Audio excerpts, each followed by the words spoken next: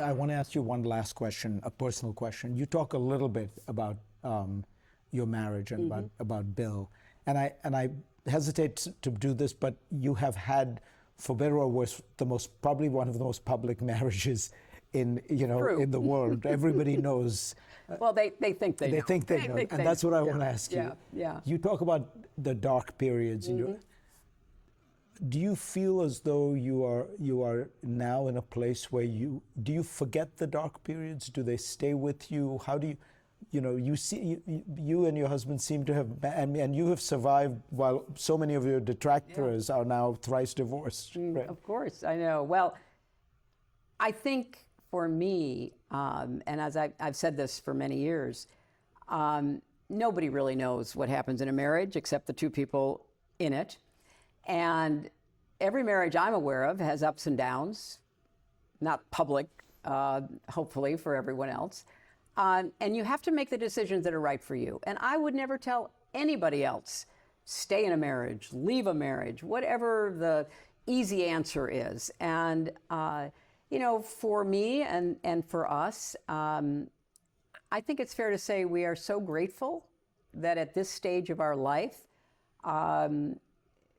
we have our grandchildren. We have our time together. I write about how we start the morning playing spelling bee in bed. And, Bill is like such a great player. He gets to queen bee almost immediately, it feels like.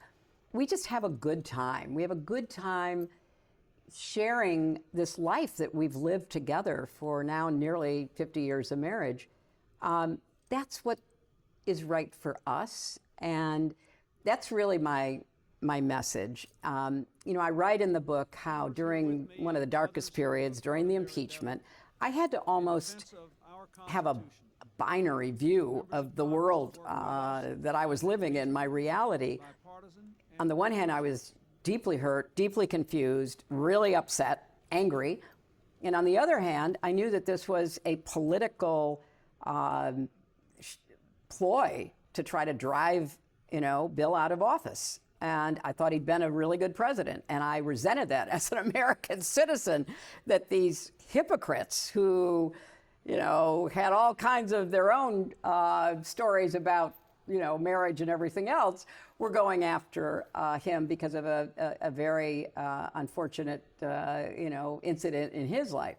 So on the one hand, I'm trying to make a decision about my life, my marriage, my future, my child, my family, which only I could make.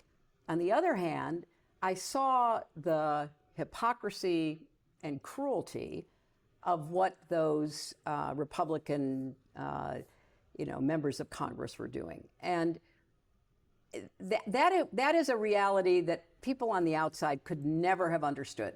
And, obviously I got tons of unsolicited advice from all sorts of observers.